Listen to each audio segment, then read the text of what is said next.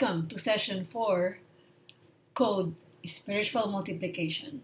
In this session, we would be looking at why is it imperative for us Christians to make disciples who make disciples who make disciples.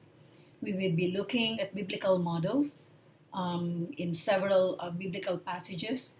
We would also be checking what are their motivations, why do they do it, and how do they do it, what are their manners. At the end of it, we would also be checking out what are the principles we can derive from it.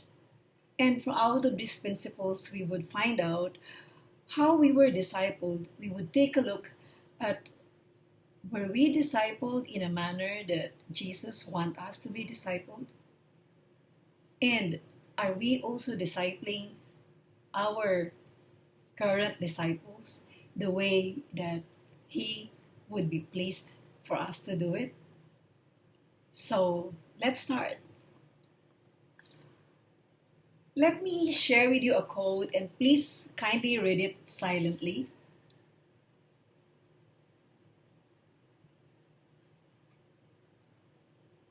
And tell me, how do you respond to this quotation?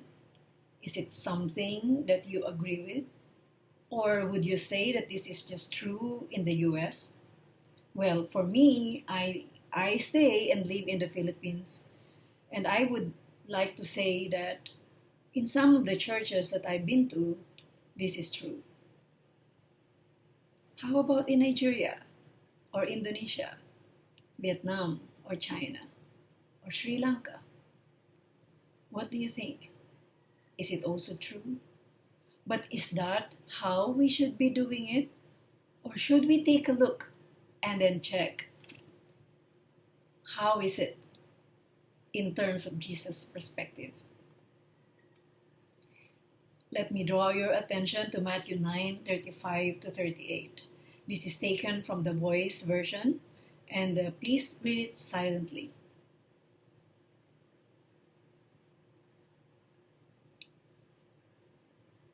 It is so important for us to see that Jesus had compassion for the lost.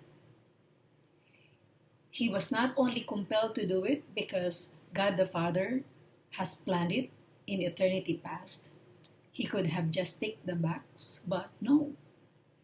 He felt compassion for the lost. He knew deep inside and he understood that they are lost sheep. They are heartbroken, they are sick, they are weak. And in this verse, it says they are deeply distraught and malazed. How about us? Do we have this kind of compassion for the lost when we reach out to them? We will be dealing with this more in this session. But let me just check and tell you about this passage that I want you to see. We would be looking at it. Kindly check and write down Matthew 23, 1 to 12. Please contrast the way that the rabbis are doing their discipleship against how Jesus is doing his discipleship. At the end of this, what I want you to do is to write down some of the characteristics that you have seen in the way that Jesus is doing it and contrast it to how the rabbis are doing it.